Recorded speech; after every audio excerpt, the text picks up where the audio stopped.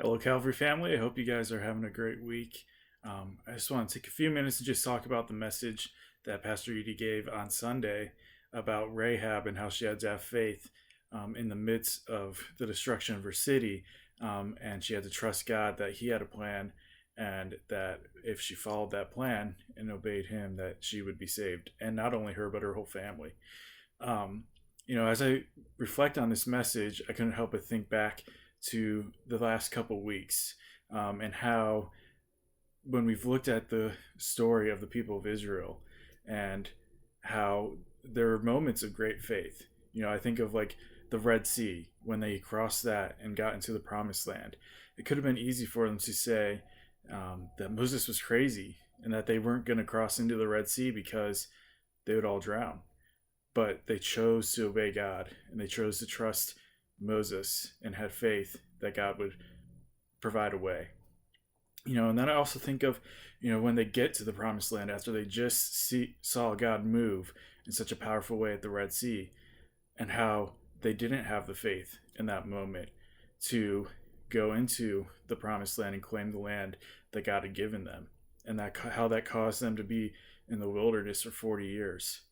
And then we find them after that 40 years, when they had faith that God would provide food for them and manna. And, as we read the instructions that they weren't supposed to take more than they needed, and they couldn't gather for anyone but themselves, and how they had to have faith that God would provide each and every day.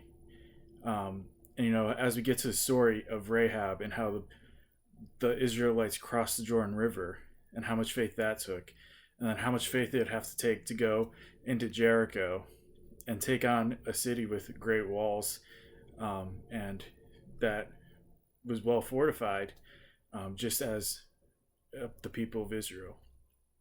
And when we get to Rahab, we see that she had faith, and that she knew that the Israelites were God's people. She had heard the stories of the Red Sea. She had heard the stories of how they crossed the Jordan River, and she knew that they were God's chosen people. And because of that, she chose to help them.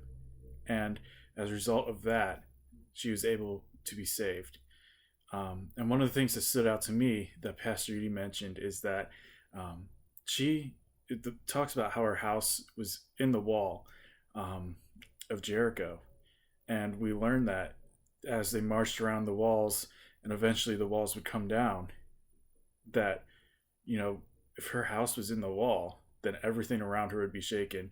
Everything would be falling around her. And she had to have faith that the promise that she made and the covenant that she had with the Israel people and with God would come true.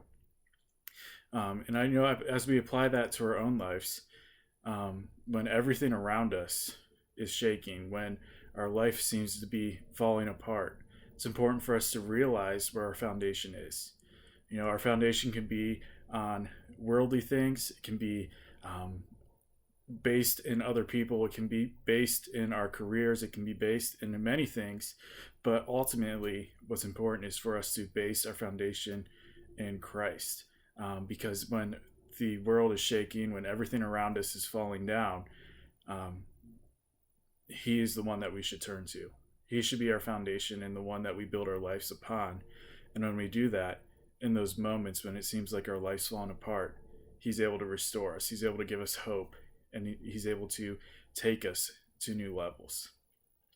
So I just thought, as we talked about this week with Rahab, how it was really cool that something that I've been following throughout the whole story of the Israelites, and how their faith was so important, and how it's so important for us to base our faith, our foundation, on Christ.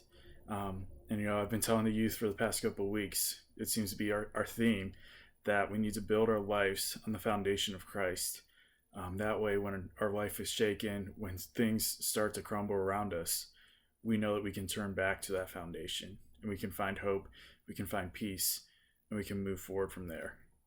I hope you guys have a great rest of the week, and I look forward to seeing you on Sunday. Have a great one.